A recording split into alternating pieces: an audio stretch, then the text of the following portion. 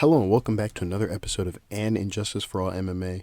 My name is David, and this episode is for UFC 276, Adesanya V Cannonier. It was a very nice pay-per-view. A lot of exciting moments. You know, the ending was kind of boring, but you know, that's fine. Doesn't matter. I'm just here for the scorecards. Just to focus on the scorecards. I'm sure there's enough people who worry about the aesthetics of the fighting, but scorecards. We have no injustices. No one got robbed tonight. The right fighter won in every case. But we have a couple niggles here and there, or niggles you may not think are niggles. It depends on how you look on it. First honorable mention, since we have no injustices, honorable mentions are the categories of which I find problematic scorecards. Even though the scorecard is correct, there's still like an issue. There's still maybe a round that's wrong with it. All right, first honorable mention. I versus Barber. I had this 29-28. Okay, in that very first round, I had this 29-28 for Barber, and I gave the first and the third round to Barber. In that first round, it was close on strikes, but Barber had the most effective strikes, really. I think it was close on strikes, but she had the more heavier shots. Most of the strikes, though, were in the clinch, so that's that. In the second round, I got a takedown with very little ground and pound, but she had it with like 2+ minutes.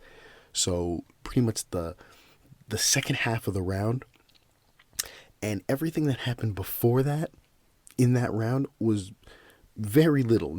It wasn't enough, in my view.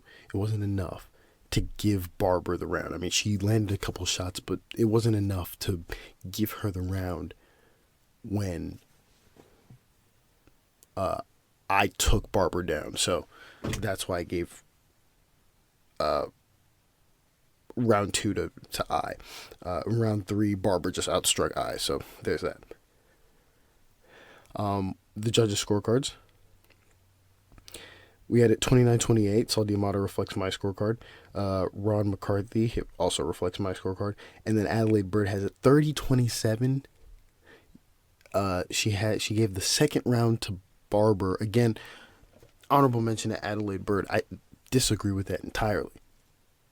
There wasn't enough striking in that first half by Barber to win that round. So honorable mention there to Bird on that one. Next honorable mention. This one actually kind of pissed me off. There's some rounds where I knew I was gonna have to mark these for honorable mentions, because in my head I was thinking, I don't think the judge is going to score that the way I see it, obviously. But I don't think he's going to score it right. But anyways, a perfect example would be next honorable mention, Miller versus Cerrone. This fight ended in a submission, obviously, in the second round. But I gave the first round to Jim Miller. Now, in that round, despite getting outstruck on the feet, Miller got a takedown with ground and pound and was active on the bottom when Cerrone had reversed him. It was obvious this was Miller's round, 100%. There wasn't enough done on the feet to negate what was being done when Miller had gotten the takedown. And even when Cerrone had reversed position, Miller was active the entire time. In essence, he really outstruck him in total, if you want to add up the strikes in total and not separate them from ground strikes and strikes on the feet. But Miller had gotten that round in my head. And then you go to the judges' scorecards. Mike Bell, he reflects my scorecard. Saul D'Amato, he reflects my scorecard. Then Anthony Manis gives it to Cerrone. Honorable mention to him. Incorrect scorecard, in my opinion. We move on. This one I thought would have been easier. I've seen a couple rounds. You know, if you go back into the discography or videography, you'll know that I like to reference certain rounds that can be compared to the round that I'm about to reference. And Oh, I found one in my head. This fight that I'm referencing right now is Munhoz versus O'Malley. Obviously, this fight ended in a no contest. Sad. But the first round I gave to Munhoz. This is so easy. This is so easy. A fight that I remember is a most recent fight that reflects this is I'm trying to remember. Is Levitt versus, I can't find it. I don't think I have it on me, but Levitt versus the last guy he fought. You can just search that up based off this date and time. Levitt versus the last guy he fought. There was a round, I want to believe maybe the second round, where Levitt is landing leg kicks over and over and over and over again. And his opponent is attacking, but is missing. And is also throwing leg kicks too, but he got outstruck in leg kicks. And this is a perfect example of this round right here, where Munhoz is just spamming leg kicks. Not spamming in the sense of like Gabe Green was spamming in between rounds against Ian Garry. But he's spamming leg kicks in the sense that he's outstriking O'Malley in this round, in round one. And it's obvious. It's obvious that this round goes to Munhoz. I was surprised when I read this. Mike Bell, 10-9 for Munhoz. Doug Crosby, 10-9 for Munhoz. And then Saul D'Amato. It really confuses me sometimes. It really just confused me because in an earlier scorecard, he got the Miller right. He got the Miller's. Let me roll up. Yeah, he got the Miller scorecard right, but then he gets this one wrong. This one, the only strikes that were maybe one, like head strike, landed for O'Malley. Maybe one. But if you count up all the strikes, they're all leg kicks, including from O'Malley. But he was outstruck by Munhoz. It's weird that you can have a good scorecard here and then a bad scorecard on the next one. This one makes no sense how he got this one. So, honorable mention there to fucking Saul D'Amato. I'm confused. But Munhoz won that round, so whatever. We go to one that might be a little more controversial. Next honorable mention, Lawler versus Barberena. This fight ended in a TKO for Barberena in the second, but I gave this a 10-9 to Barberena. This fight, I'm comparing it maybe to Lawler's last fight against Nick Diaz, where in that very first round you can argue that round went to him. You can argue. I personally wouldn't give it to him, but you have a good argument. Here's the issue with this one in particular. In this one, Barberena's shots aren't Nick Diaz's shots. They are heavy, and he outstrikes him well enough. First of all, he outstrikes him well enough. That's one. Two, while Lawler's strikes are much heavier, they're just not enough to where this round goes to him. They're not enough at all. And I know everyone keeps spamming this goofy thing of damage. And it's cute to say. But people are missing what the criteria actually says. It says effective strikes. Now, that's however you may interpret that.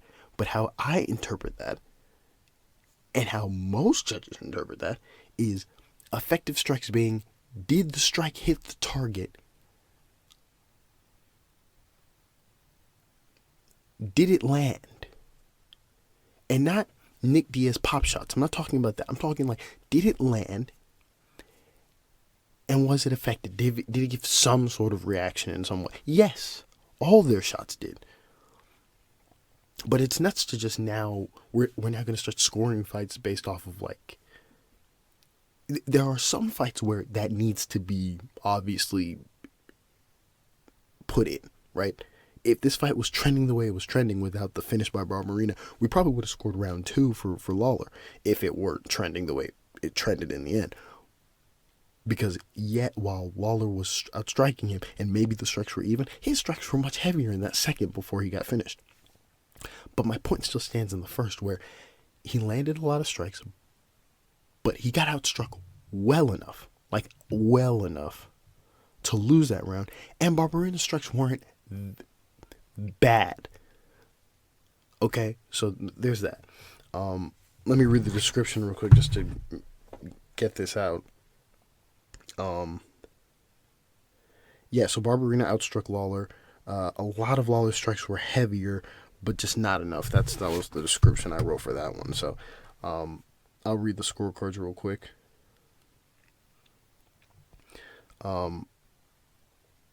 Yeah, so Derek Cleary gave a 10-9 to Lawler. Ron McCarthy gave a 10-9 to Barberena, and the Adelaide Burr gave a 10-9 to Lawler. In my head, I want to go. I won't give an honorable mention, but I still feel like I need to. I'll leave it. I'll leave this one because I guess this one is kind of controversial in the sense that, he threw the heavier strikes, but he still outstruck him, and the strikes don't need to be that much heavier for him to win this round. But I'll leave it. I won't say an honorable mention for anyone there. And then we go to the last fight on the card. Last honorable mention, Adesanya versus Cannonier. I had this 50-45, honestly. This 50-45. In the first round, Adesanya outstruck Cannonier. Second round, he outstruck Cannonier. Third round, Adesanya outstruck Cannonier. Slightly, you can maybe argue this round is close. I know they threw the strike numbers up, but you know me with the strike number. I don't know if they're. I don't believe Cannonier threw 19 head strike. I'm confused as to whether they're counting leg. Listen, I don't trust the strike numbers in round 3. I'll just say it like that. But even with the clinch strikes in round 3, Adesanya is still hitting him. Like, they're both effectively getting off some clinch strikes. So I think round 3 goes to Adesanya still. Round 4, Adesanya still outstrikes Cannonier. And then in the 5th round, same thing. He outstrikes Cannonier, including the clinch strikes, which I think he got a lot more in that round. So, judges' scorecards. Saul D'Amato had a 50-45, so he reflects my scorecard. And then Derek Cleary and Junichiro Kamijo had a 49-46. They gave round 3 to Cannonier. That was the round where I said it was slightly closer, but I mean, there's a possibility, sure, but it wasn't enough for me. I'm sorry. I think the strikes were fairly close in that round on the feet, and then once you go to the clinch strikes, they're both kind of hitting each other. So, I mean, if you want to be generous, you could give that round to Cannonier, but I gave it to Adesanya. I can't honorable mention this one because, again, it's just one of those things where it's when it's so tiptoeishly close, not close in the sense that I think Cannonier won this round, because all day, every day, I don't think Cannonier won this round, excuse me. And all day, every day, I don't think Lawler won round 1 against Barberena. But I can't give an honorable mention because it's not a disgustingly bad scorecard. You can kind of argue that one, but there's that. Overall, a great pay-per-view, really. If I'd have a favorite fight on here, probably the Holloway Volkanovski fight. Just beautiful, and very inspiring. It's sad though that Strickland lost. I was really sad that Strickland got KO'd. I wasn't expecting that at all. I'm actually really sad about that. And Barberena winning, it was kind of cool. I didn't expect Lawler to go down like that, but